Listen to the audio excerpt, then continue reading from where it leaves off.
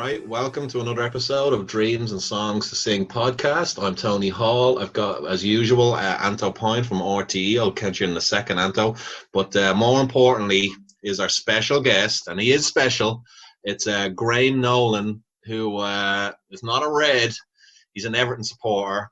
Graham, how are you, mate? Good, thanks, gentlemen. Thanks for reaching across the red-blue divide and inviting me on. Absolutely no bother at all. I'm not going to ask you how life in lockdown is because let's face it, we all know it's shit. But how's life? This is almost 2 months exactly now without football. What's that like? Well, to be honest with you, initially when this whole madness started, I didn't actually miss football that much. To be honest with you, and I was watching a lot of old matches. Everton have been actually pretty good on their YouTube channel. They've been putting up full Everton matches. Yeah. So you can kind of relive some of the good performances that we've had. But then over the last couple of weeks, I have been actually missing live football. So I look forward to watching a bit of live football this weekend, obviously with the German League coming back. Hopefully that runs smoothly. And I've decided to support Schalke for the rest of the season. All right. And do I have to ask or because they're blue and white? Well, Evertonian John Joe Kenny's on loan there at the moment. Right. So, for lack of any other reason to support any other club, I've decided to support Schalke. Because managed by Dave Wagner, ex-Huddersfield man. Well, it just goes to show because I'm Dortmund, and they're like their city rivals, and I think they're playing this weekend, isn't it? Saturday, yeah, they're on. So it couldn't have worked out better. And of course, I have Anto Point from RTE. Anto, 2 months since we watched Liverpool get knocked out of Atletico Madrid. I know I ask you this every time, but how confident are you now that we're going to get this season done? No, they'll get the season done. I'd be very confident of that. But I was like Graham actually. Initially, I think it didn't really hit home how big this thing was in the early stages. So you just assumed it'd be back within a few weeks. And there's so much football on TV these days as well. It's almost saturation point. But I think everybody's at the point now where withdrawal symptoms have kicked in and we're all just mad to see a bit of ball. So there's a huge interest in the Bundesliga this weekend, isn't there? Because that's the first one back. But I think the novelty of the behind closed doors football is going to wear off pretty quick, and that's probably what we're going to have for not just the next few months. It could last for into next year or a year until a vaccine comes along. So, as I said, I think they will finish the season in England and in Ireland and most places for that matter, but it will be without fans, unfortunately. All right. Well, we're going to talk about Graham's first memories of Everton and what's it like being an Everton fan in Ireland. We know the whole malarkey of getting tickets and ferries and all that stuff that we know about. But first, Graham, I just want to ask you, because this started off as banter with Man United fans. And, I don't know a lot of Everton fans, so I don't know how they feel about this. But when the whole concept of null and void in the season came, there's a lot of fans who genuinely don't want to see Liverpool win this league, no matter what it takes, even if it's a deadly virus, sweeping the country. Obviously, I know you want this virus to end so we can all get back to our lives, but is that like a part of an element to you as well, like not seeing Liverpool getting this league? If you saw the news story of coming up saying this season's scrapped, we all go back to zero, and Liverpool stay on 18 titles. Would that affect you in the slightest? No, not really. Anyone that's been following the Premier League, certainly this year anyway, will know that Liverpool are by far away the best team in the league. They're 25 points ahead. So, yes, to all intents and purposes, they've already won the league. When you're talking about voiding the league, I just fail to see how anyone can be awarded a title for an unfinished competition. So, yeah, obviously there's a determination there for the Premier League to finish on all parts. But, it's a massive, massive challenge. If Everton in recent times has taught us, I suppose, to put things into perspective. And while we all love football, there are more important things out there. I think recent times has taught us that. I think there is a determination for the league to be finished. I think we'd all be happy for the league to be finished in whatever form that takes, whether it be behind closed doors, etc. But the key thing is safely. But as an Evertonian, I always class myself as an Evertonian first, a supporter of my club first, and then, I don't necessarily hate Liverpool. So I'd be, I wouldn't say I'd be happy for Liverpool to win the league, but I'm happy for the best team to win. And that team this year is Liverpool. By some distance, I would say. Mm-hmm. Mm-hmm. Hard as that is to say as an Evertonian. Is it? I mean, it's always the same in every fan base, but is there, or isn't there an element of the Everton fan base that would, the rivalry has gone quite bitter, I suppose, particularly in the last 15 to 20 years, maybe because Everton haven't been doing so well and, Liverpool doing well recently. I mean, I remember the footage coming out of when Real Madrid beat Liverpool in the Champions League final of Everton fans celebrating like they'd won the Grand National and the World Cup and the Euro Millions all at once. So, as someone who's gone to the city and to the game, do you think there is that? Why do you think it is got so bitter, or has it got bitter? Has it got worse, or what do you think? I was actually thinking about this, and I don't know how bitter or not. I mean, obviously, if you're living in the city and you're dealing with it day to day, you're working with Liverpool fans, etc., it can be more bitter, right? So we're speaking from a bit apart from that, I suppose, in some sense.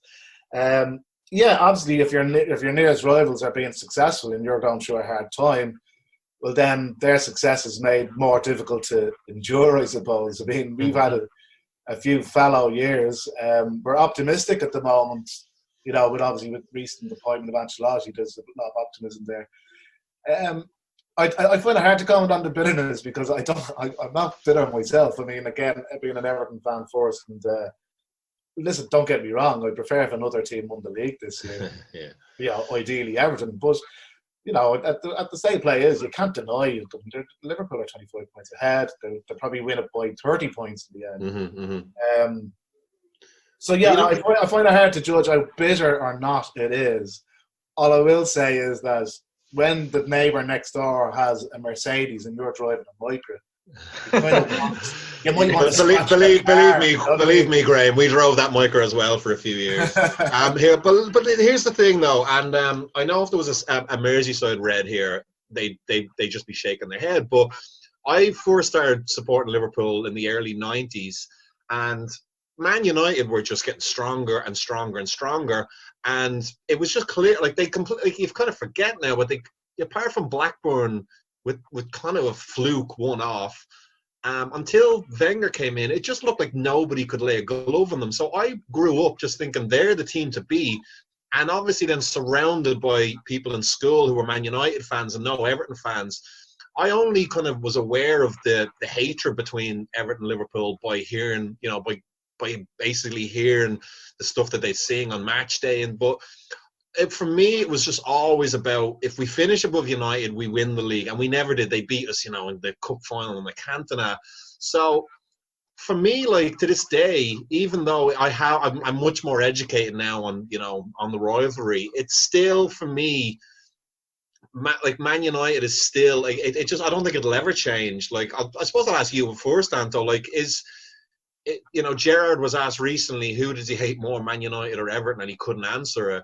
For me, Man United are a kind of a strong force, and Everton are, and are strong number two. Well, Graham touched on it there. I think if you live in the city, it's a different kettle of fish because, it's a small city, Liverpool, and the grounds are a stone's throw away from each other. And you're talking about there's divides within families, literally within families. So like there's a strong the rivalry is so close to home that when they play each other, it probably feels much more intense. Now, being at derby games, and they are intense, and I suppose if you live there, it's different. But globally, Man United, Liverpool, just like they're the two most successful clubs. That it could change. Let's say Everton had a Manchester City type takeover, and within 3 or 4 years, suddenly they're the team. Like it's Liverpool and Everton are at the top of the league. Then it could be a different story, because in Manchester, I think United fans probably looked at City as they didn't really take that rivalry as seriously for a long time. But now, of course, they've become the noisy neighbours. So maybe there's an element of that. So globally, United and Liverpool are two of the biggest clubs in the world. So like, be outside of the city and outside of England, maybe just it going feels back, big. sorry, gentlemen, just going back to what you're saying about Gerrard's comment, where he said the rivalry was more fierce with Manchester United. I mean, during his career, it would have been more fierce with Man United because they were direct competitors while we Yeah. were struggling down the bottom. So Everton weren't seen as a threat necessarily Yeah. to the, Liverpool challenge over titles, whereas Man United were, and they do have that historical rivalry anyway. So I think that's probably, going back to your original point there. But Graham, in 2014, out of nowhere, we looked like we could have won the league, and we after the Gerrard slip, we needed Everton to do us a favour, and Everton had a great year as well that year, and Man City went to Goodison, and I mean Everton took the lead that day, but the atmosphere was Everton fans they genuinely did not want Everton to win that day within the ground, and they didn't, and I mean, how did you feel that day? Because I mean, my father, for example, he never stops going on about that day, and he never forgives Everton for that.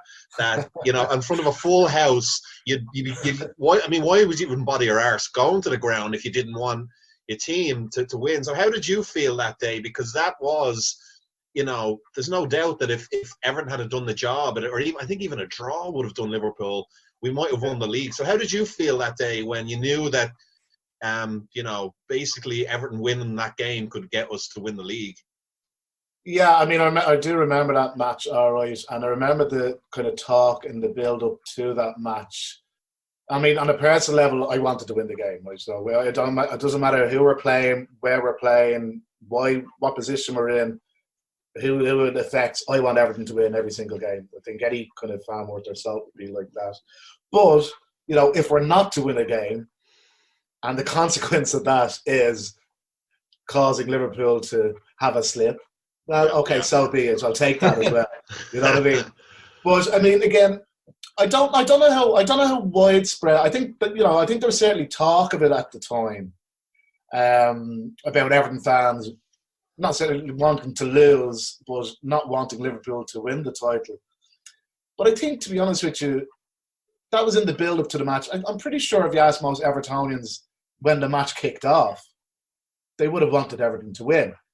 But again, we didn't. And, okay, so that affected Liverpool. We'll take it.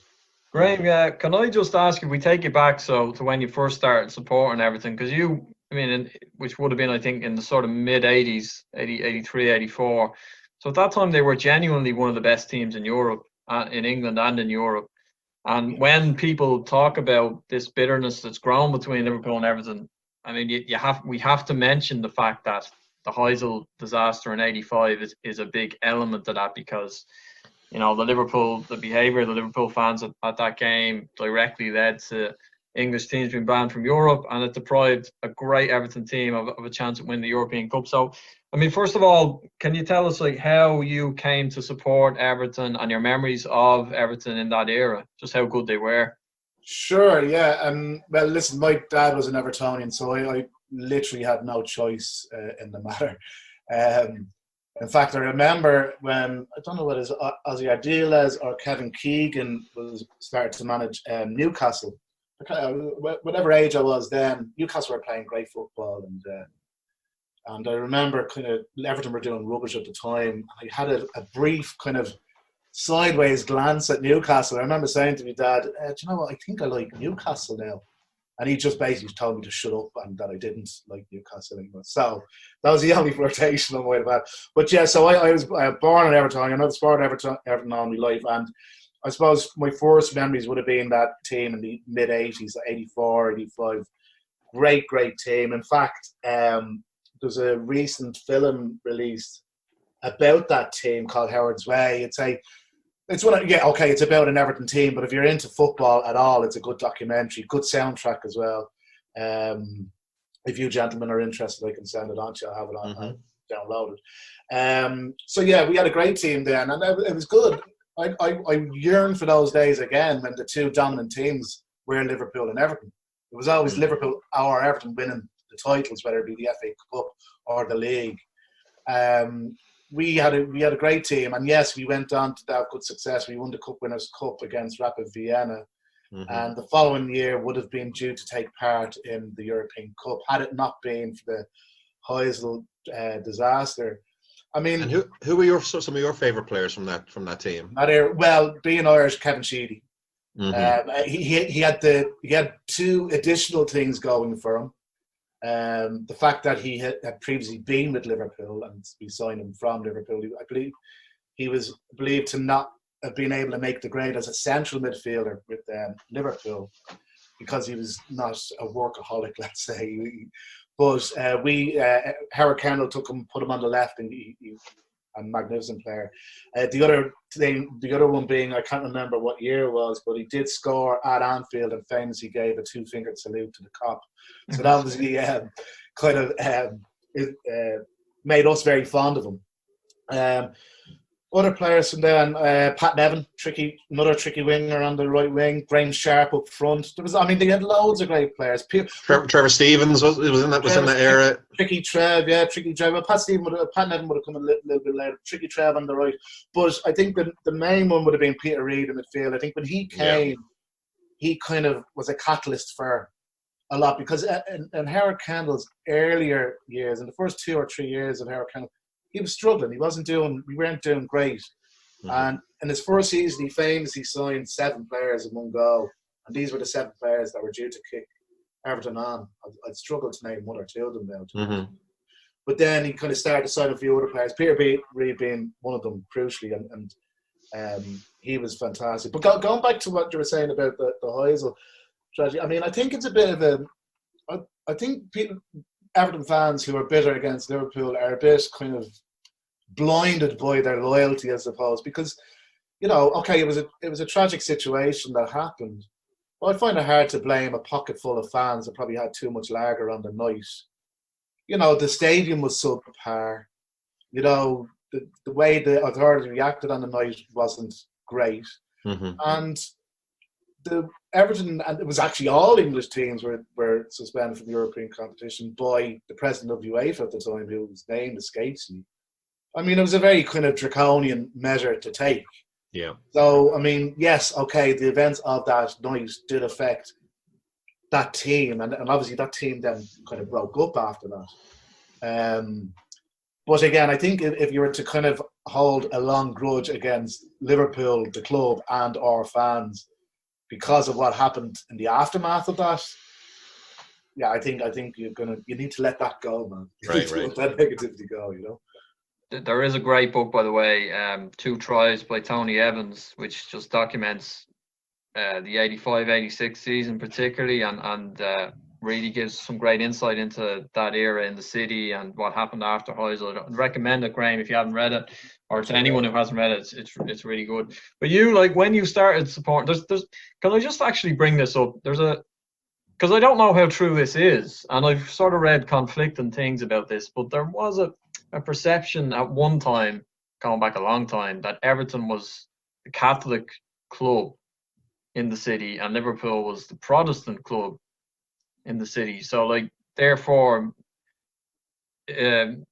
maybe again, this is going beyond football reasons, but there will be some logic among some Irish fans that, if you're going to support one of the teams, why isn't it Everton as opposed to Liverpool? Given that we are a Catholic country. Are you aware of that or have any thoughts on that? And by the way, I will say that a lot of people have sort of debunked that by pointing out that families in Liverpool are split down the middle. So, that puts paid to the religious aspect of it. Yeah, to be honest with you, I think, in 2020 that it probably doesn't really matter a great deal. The reason my dad started supporting Everton, I should say, in the 50s was a family friend of his in fact, his father's friend, Jimmy O'Neill, an Irish international, played in goal for Everton in the 50s, so that's why my dad supported it. I think I was actually doing a quick bit of research on this. So, apparently when Liverpool were formed initially, after Everton moved out of Anfield and Liverpool took over Anfield and were formed, Liverpool apparently did a lot of their scouting north of the border in Scotland. It started to sign a lot of Scottish players when they first formed. Everton kind of while it might have still been like in its infancy, Everton would have had a larger kind of scouting network at the time and signed Irish players earlier. So when Liverpool were in their first years of Liverpool, Everton would have been signing players from Ireland, and indeed signed a couple of GAA players at the time who then went over. So famously, Seamus Coleman might have followed in their footsteps. Mm-hmm. And one of Everton's most famous sons, Dixie Dean, left Everton for Sligo Rovers. Right. So, I mean, I think that's perhaps where this kind of notion of Everton being the Catholic club of the two comes from. Because perhaps historically there's been a longer connection, I'm not saying a larger connection necessarily, but a longer connection with Ireland in general. Right. Perhaps that's because Everton are the older club by a few years. And tell me this, Graham, like when I'm travelling to Liverpool, and especially if it's a big game, or if Celtic are playing that weekend, you know, you see so many, the airport is just chocker with Liverpool fans, and it really then strikes home. It's like, God, there's so many of us heading over.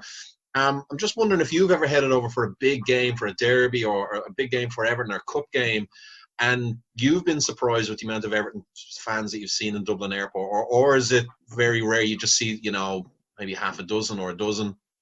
Well, my first game in Goodison Park was in 1987.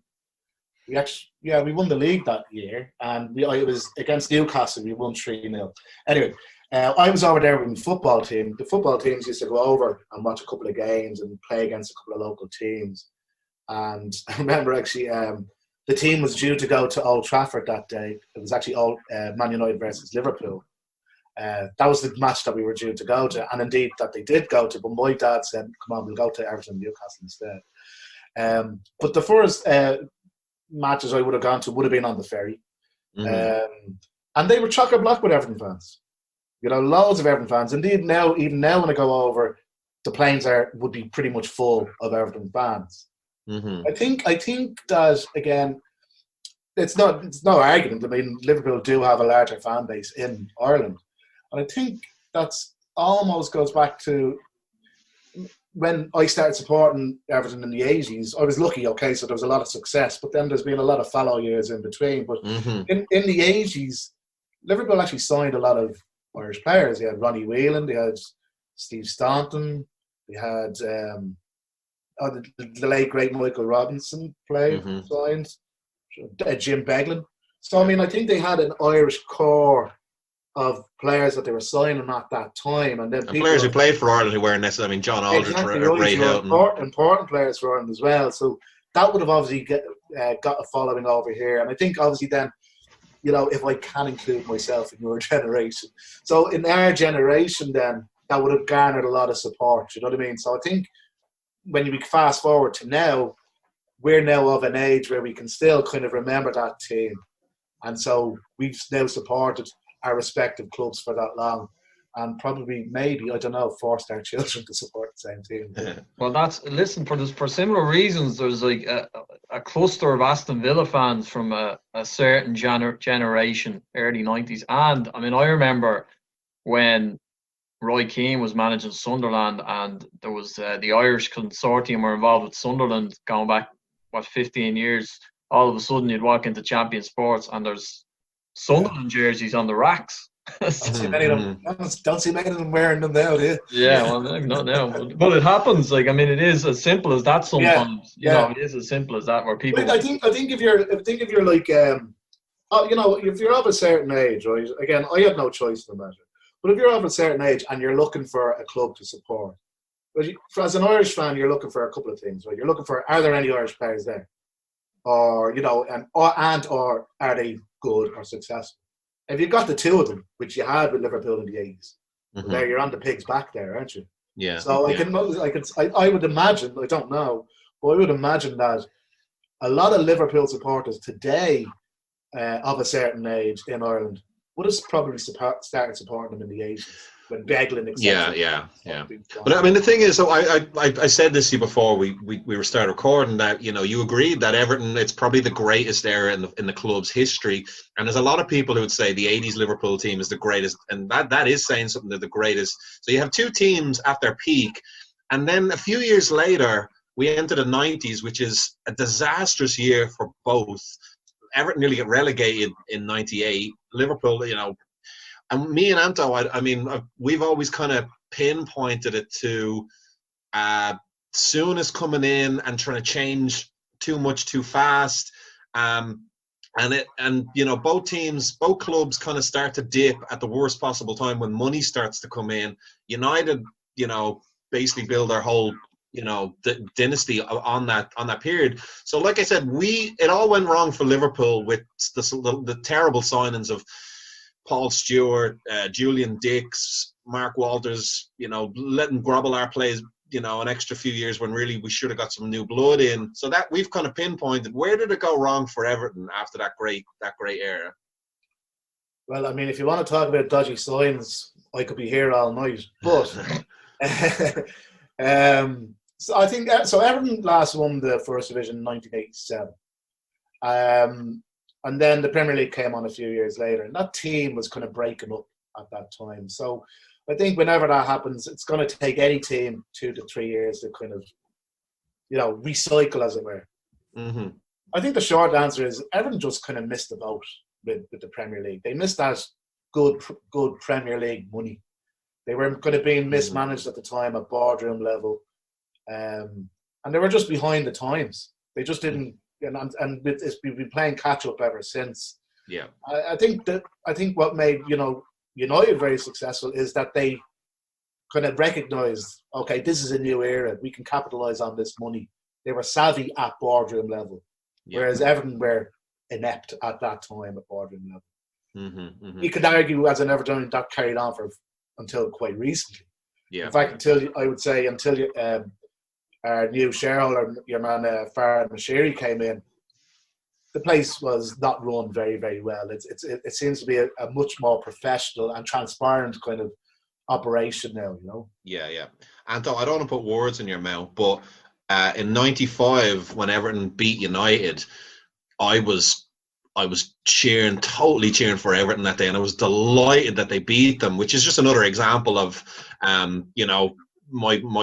my hate for United just overpowers everybody else. And then when Everton beat them in the Cup semi-final of '08, I think it was, I was the same. So what were you like, Anto? Were you the same as me, or were you torn when it was those kind of games?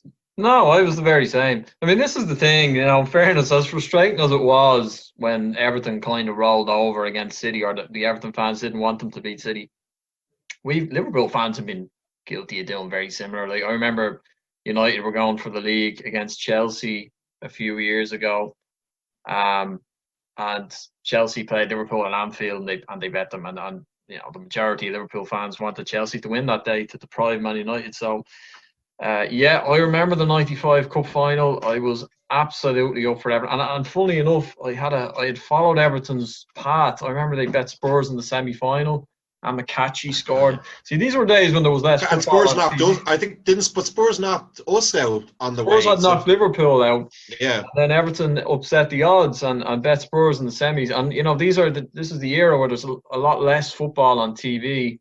Yeah. Sky was becoming the powerhouse that it became. But that game was on the BBC. So when there was a game like that on terrestrial TV, it was a real event. So I can clearly remember that year, and then winning the cup. When winning the FA Cup was still a big deal. Yeah, that was a good and Graham, Man United, they just hate Scousers. And the chance, me and Anto went to see Liverpool Man City a few years ago, and the chants are all about, like, the cities more, just as much as the club. So how do you feel about Manchester United? Because is it just you hate the Everton fans want to beat Liverpool, or is it because for us it was a rivalry based on a few other things? It was based on we dominated the '80s, but then they dominated the '90s, the knocking off the perch, all that kind of stuff. When you play United, do you feel that hatred, or is it just another game? Yeah, to me, it's just another game. To be honest with you, I don't think United are particularly overly popular with most Everton fans. But I mean, certainly the main rival for me, and I would argue for most Everton fans, would be Liverpool. That being said, I mean, I think, not just Liverpool fans, but the majority of fans of other football clubs didn't like United winning all the time. It just got pretty boring after a while, didn't it? And like that, I mean, when one team are winning anything and everything, and their manager is berating referees on the sideline, that gets pretty tiresome pretty quickly. So yeah, no, from personal point of view, listen, I think it's best to sum it up like this: if Everton aren't going to win, I really don't care who wins. Do you know what I mean? If we're not, right. Again, if it wasn't Liverpool and or United, great. Yeah, I'd rather it be, I don't know, Norwich or whoever. But if Everton aren't winning, I don't care. I really don't. Well, I mean, this is a Liverpool podcast, so I'll start with you, Anto, on this, and then I'm going to go to Graham. On the other end of the spectrum, Everton's best moment of the last 25 years. They beat United, they win the cup. 3 years later, they look like they could be relegated. Anto, do you remember that season? So 97, 98, they're playing Coventry in the last game of the season. Gareth Farrelly scores a great goal. What were you thinking for that, Anto? Did you want to see them go down? And be honest.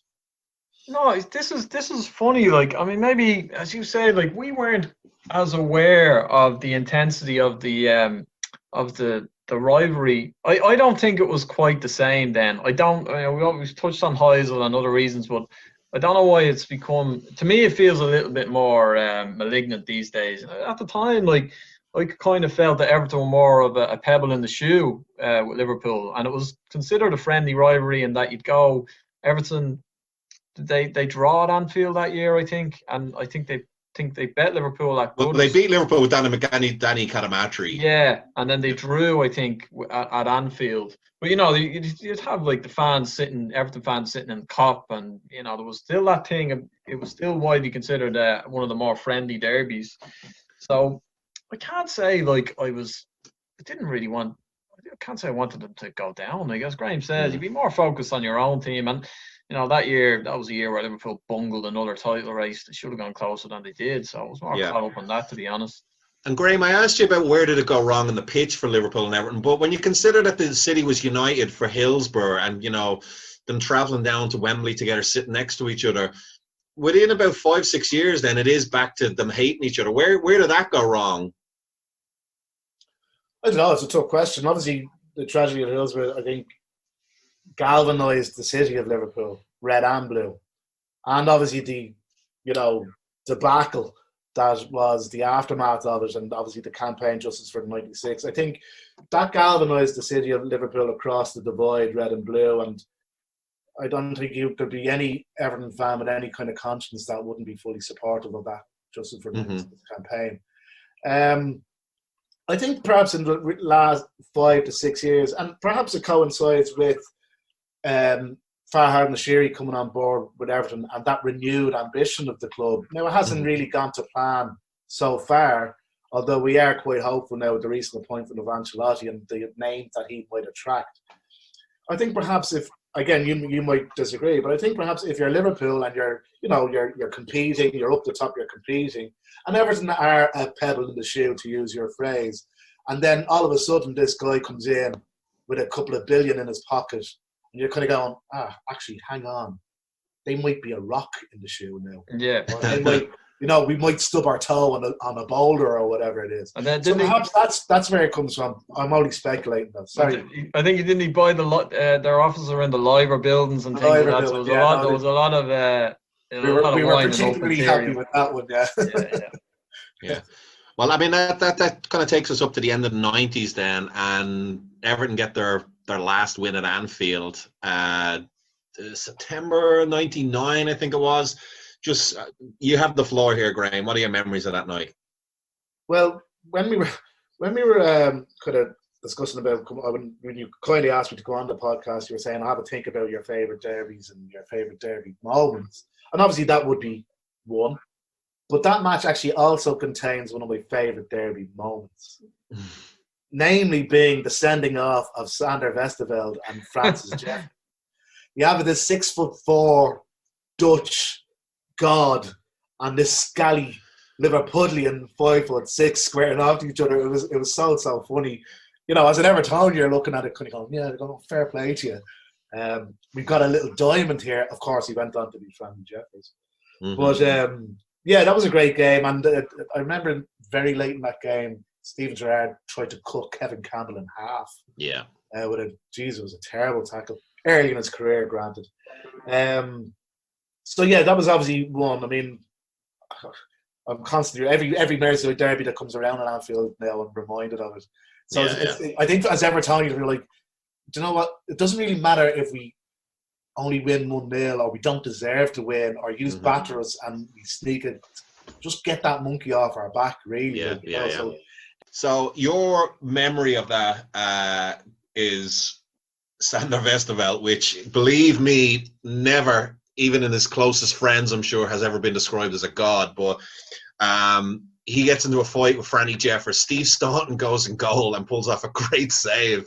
And my memory of that night is Everton totally deserved to win that night, and Liverpool and Gerrard got sent off for just frustration. He was in that period of his career when he was still just really rash. He was trying to go for the Hollywood pass, and he was ripping into lads.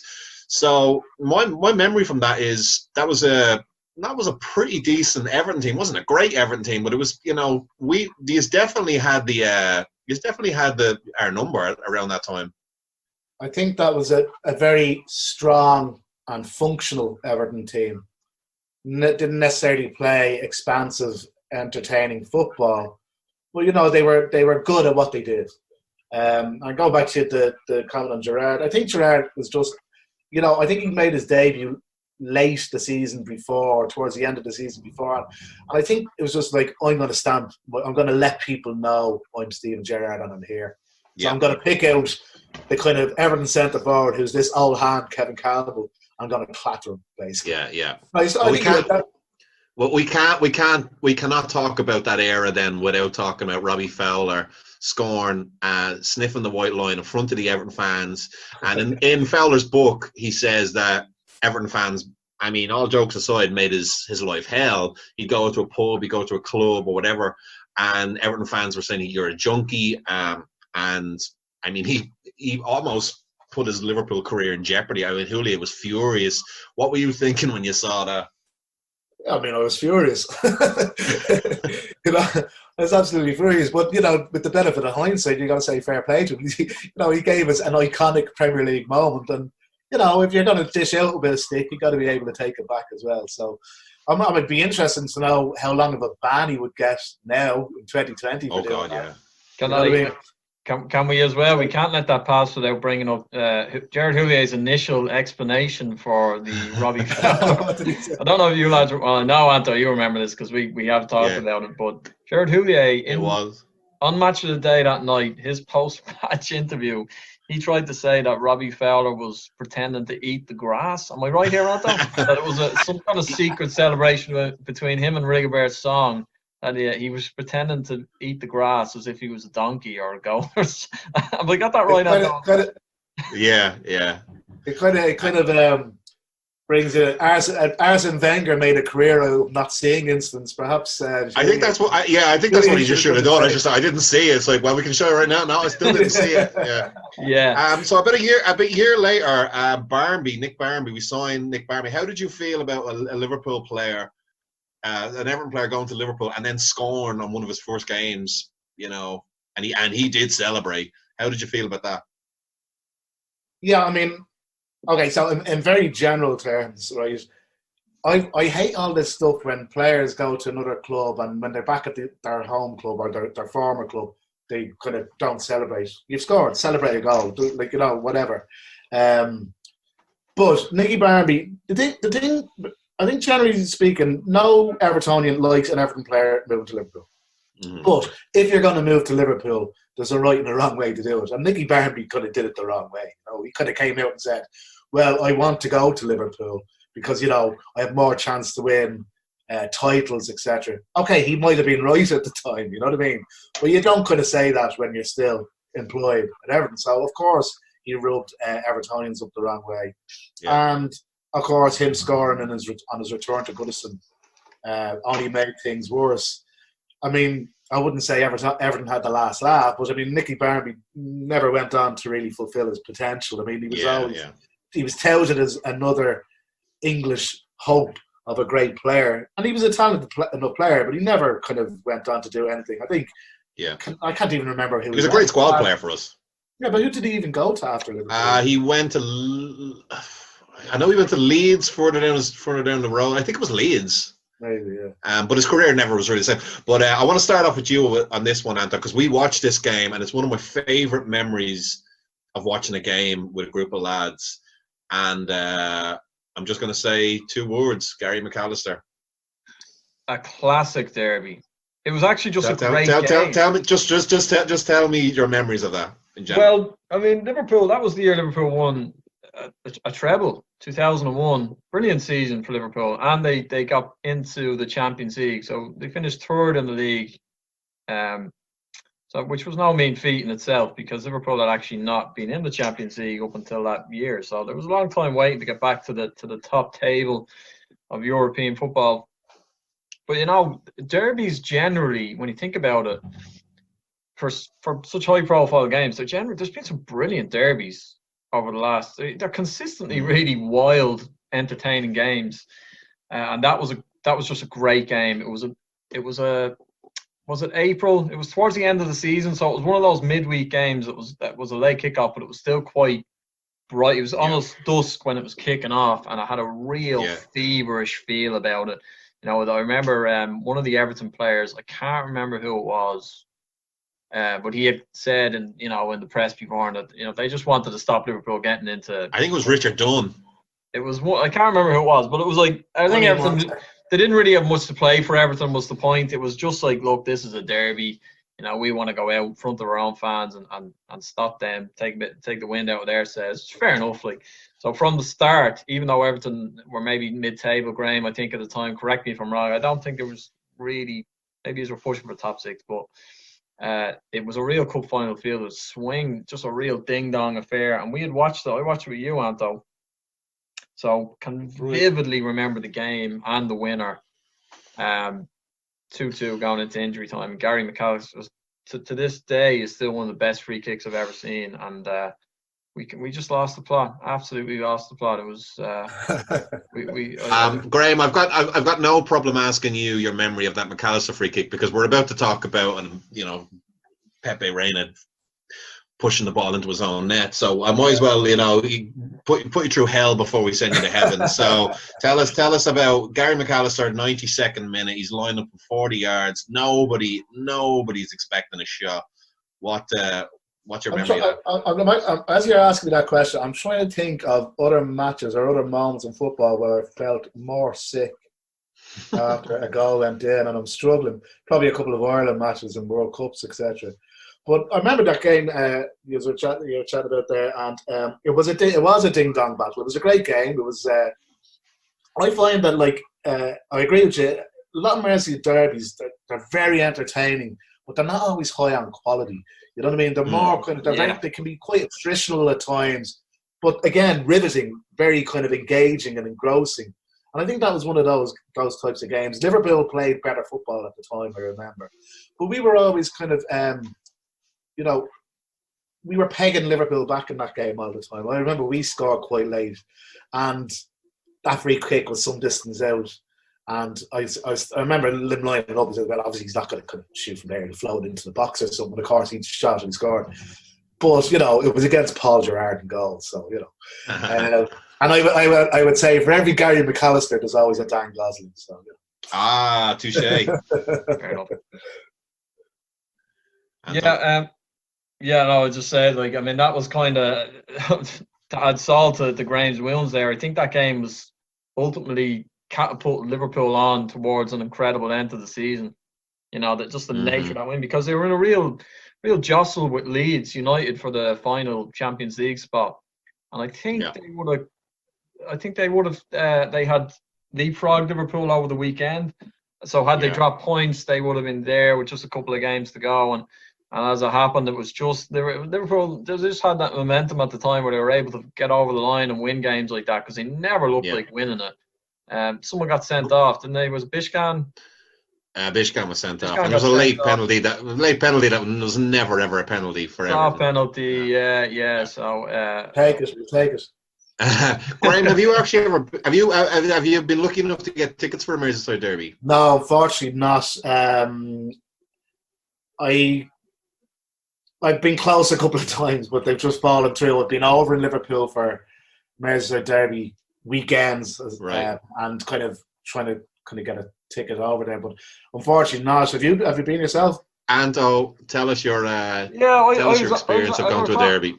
Talking about classic derbies, I was on an absolute stinker of a derby. It was a terrible game. It was a 0-0 game, and this is going back a while. It's 2008. It was an awful game, but it was it was a great experience. Like, to go to these big games, like, there's a real edge about these occasions, and as I said, we touched on already, like the fact that Liverpool is such a small city. And everybody's living in each other's pockets. That, like, you can tell just how much it means. Everyone wants to avoid having to endure slaggings for the next few weeks. So that wasn't a great game, to be fair. But it was a great experience to go. Really was. It'll be interesting to see what the next derby's like.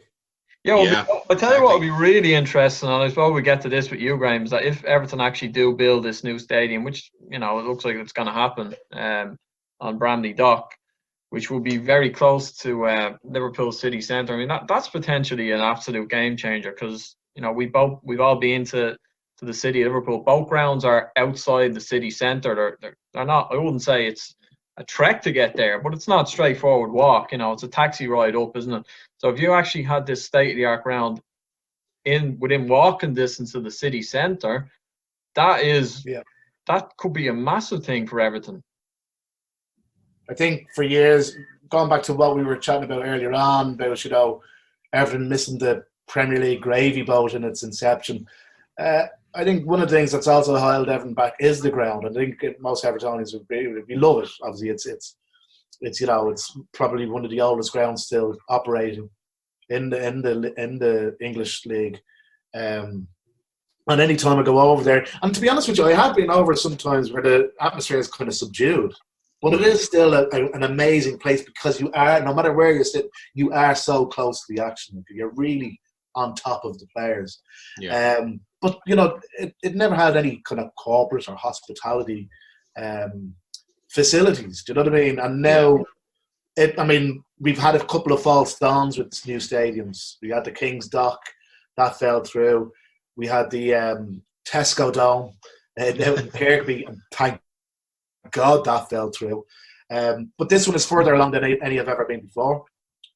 And this one is going to happen, Graham, isn't it? It's the planning permission's been put in. If it's not been put in, it's due to be put in very soon. Mm-hmm. So we're on our way, and I think obviously in light of what's happening at the moment with the pandemic and economy's taking a hit.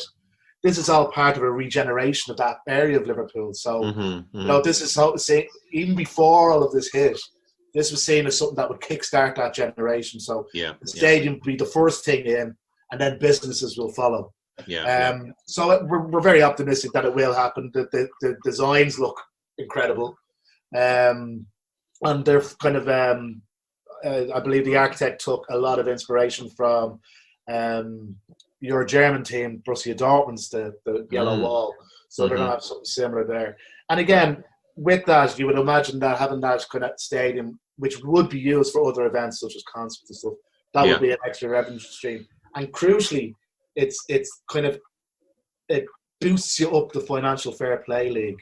Yeah. If you are able to generate more income via your stadium and your corporate facilities, etc., all that goes with it, it means ultimately you can spend more on the transfer market. So sorry, go ahead.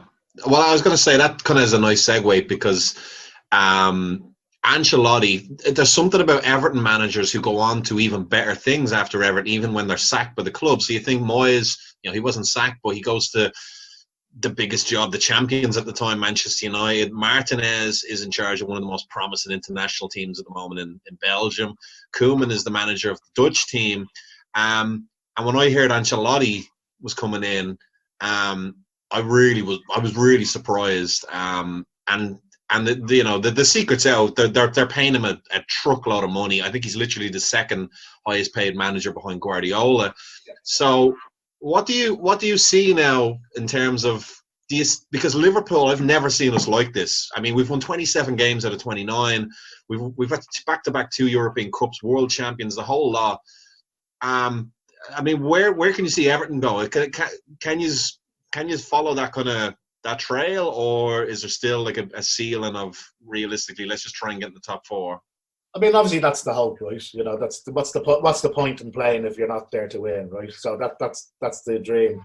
I mean, going back to the kind of contract that Ancelotti has, Everton have actually always paid their managers very well, and it's cost Everton a lot of money over recent times when we're sacking managers. David Moyes was when David Moyes, one of the contracts that he renewed, he was the best paid manager in the league. Mm-hmm. So Everton have always kind of had those kind of rich contracts for managers, and I think what's happened, and I'll talk about maybe when Merseyside took over, because we've had Martinez, who's gone on to do well with Belgium, but I mean Everton, we were sick of him. We were absolutely, the guy was clueless. He had one way of playing, and it was pass, and famously didn't train set pieces. So we were kind of well shot. And if he goes on and he does great, well, fair play to him. But he wasn't right for Everton. Koeman never really engaged with the club. You know what I mean? We always felt that Koeman thought Everton is a stepping stone to the Barcelona job. He was never fully committed. Marco Silva then came with a bit of fanfare, even if he was unproven in England. And I think what the three of those managers had in common, to a certain extent, was that they saw Everton as somewhere where they could really make a name for themselves, right? So here's this, in inverted commas, sleeping giant with a lot of potential. They, a great history. If I can get them back to where they should have been, or where I want them to go, well, then I can go and now get a Barcelona job, or I can go and get the Real Madrid job. So it was always felt a bit temporary, and I think they were all kind of guilty of overcomplicating things in terms of tactics. Yeah. I think what Ancelotti has come in and done, he doesn't have that baggage, right? He's been there, done it. I've got all my medals in my cupboard. Yeah. He's come in and simplified things. We play pretty much a straightforward 4-4-2 now. Our players know their role. It's easier to drill. Yeah. And I think the main fear that Evertonians had, about Ancelotti was, is he just coming here to kind of, well, you wouldn't be lying on many beaches in and around Liverpool, but, is he coming here just as a semi-retirement? He's got a big fat contract. I've done all I need to do. And that's proven not to be the case. He seems to be very kind of almost revitalised by the challenge. And I think it was often laid at his feet that Ancelotti traditionally would come in to ready-made squads who were already winning, tweak a couple of things, and they would continue to win. Yeah. In his early days, he didn't do that. So I think he sees this to kind of throw off that reputation, say, you know what, I can actually build a team from scratch. Yeah. So we're quite optimistic about that. I mean, we do feel that he's committed to the club and crucially the city as well. Yeah. And I think one of the things, in general, I think the transfer policy is key to winning or losing these days. And I think that's why Liverpool are now successful. When they didn't get Van Dijk the first time, they said, no, we're not going to go and buy Michael Keane or whoever. We're going to wait because this is the guy we want. And now Virgil van Dijk is one of, if not the best central defender in the world. He's a fantastic player. So I think, crucially, if you get the transfer policy right, that's the main thing. Then obviously you have to get a manager to mould that squad. Yeah. I think we've now got a manager that will attract the right level of players who want to play for him. Where beforehand it was always, you're trying to convince these players to come to Everton. Yeah. We've got this potential. Well, okay, you've got potential, but Liverpool are winning stuff. So I'm going to go Right. for Liverpool. Well, I mean, I've talked about a few similarities. You know, the teams were on top in the '80s and they slumped in the '90s. This is my last question, Anto. You can hop in. One thing I've noticed is Liverpool. It doesn't even this season. We're all conquering. We're beating everyone left, right, and centre. We go to Old Trafford when United are absolutely on their knees. You know, they've just been beaten the week before. We still can't beat them. Like, Liverpool shit the bed when they go to Old Trafford. They just had Klopp's never won there. Rafa had a terrible record apart from one win. Roy Evans had a terrible record. We look like deers in the headlight when we go to Old Trafford, and Everton seem to be the same at Anfield. There's been many times where Liverpool have not had a good team. You know, you think of when it was going wrong for Rodgers, it took a Jagielka last minute equaliser to even get a point. So what is it about Everton when they go to Anfield that they don't seem to play the even when they're coming in good form, they just seem to shit the bed like Liverpool do at Old Trafford, don't they? Yeah, they do. I mean, you're talking about Everton coming to Anfield when Liverpool are at a lower ebb, but at the end of the day, it's still pretty fine margins at that level. Like, it's like Liverpool went to Old Trafford this year, and there was ridiculous things being said in the run-up to that match. Liverpool were going to win by 5 and 6. It's just never going to happen. Like, Man United are still a team with exceptional players. They're an incredibly expensively assembled football team. So they're not. This isn't like a Sunday League team. And when Everton were coming to Liverpool, even when Liverpool were at a lower ebb, they still had enough quality to be a decent team. As to why they can't get over the line, I think, if you look at over the last 20 years, Everton, I think under Moyes, there was definitely a period where Everton were better than Liverpool, marginally. It was still marginal, but they were better. But more often than not, Liverpool have just been a little bit stronger. And now you look at it, this is the best Liverpool team we've probably seen. So, it's not just Everton that are struggling coming to Anfield. Everybody is at the moment. But look, Liverpool had it for a long time going to Old Trafford. As Graham said earlier on, it's just about getting the monkey off their back. They're gonna do it eventually, and when they do it, it might just be, I think with Liverpool, it's been a long time since they won at Old Trafford. Before 2000 we did it, yeah, and it was just it was a bit of a smash and grab. So look, that's football. I think it's always going to be hard for anyone to come to Anfield and win, but maybe it's because it means so much to Everton as well that there's a little bit, they get the jitters sometimes. They know how much it would mean to the fans and to the club. They actually did it. They almost freeze sometimes. I don't know what Graham thinks about that, but sometimes seeing Everton come to Anfield and play very well occasionally, but there's been times recently where they've been awful. Yeah. Sweat them aside. Yeah, I mean, when Moyes was manager, famously, he never did very well against the Sky Sports appointed Big Six, Liverpool being one of them. So his kind of modus operandi then was against these teams is just be solid, defend, and try and make a goal. Basically, try and stay in the game as long as possible and try and make a goal. And it very rarely worked for him. There is a bit of an inferiority complex with Everton going to Anfield. As an Evertonian, I rarely, any time that fixture comes around, I don't expect the results. You know what I mean? If I kind of go, okay, if we get a draw, that's great. But going back to what you were saying about the Manchester United match this year for Liverpool, I think your man Solskjaer, I think, realised, okay, I'm probably not going to win anything this season. It's, in inverted commas, it's a transitional year for him, for the club, for the squad. So I'd imagine he kind of pinpointed at home against Liverpool with the historical rivalry. That's the biggest game of the season, right? That's my biggest game of the season. So I'm not going to get beat in that match. It was almost like their cup final for the season. Liverpool are beating everyone comfortably, but they're not going to do it to us. So I think that might explain what happened there this season. I think Man United were kind of raised their level for that one game. Yeah. And Norwich, unfortunately for you guys. All right, I think that's just about it. Graham, I can't thank you enough for this. Really interesting to hear a Blue from Ireland talking about his experiences. We'd love to have you on again when Liverpool are champions for the 19th time. Hear your thoughts on that. And as usual, Great stuff. And just to remind anyone who's listening to this, we have a Facebook page. It's called Dreams and Songs to Sing Podcast. We put up articles there that we write ourselves. So just shoot us a like or whatever. Just to let us know if we're doing a good job. This was born out of just lads being stuck in a lockdown. We don't know how long it's going to last, so we're just enjoying it as we're doing it. Any kind of support, just in terms of comment or like, just means the world to us. So again, Graham, thanks a million. Anto, thanks a million, and we'll see you next time.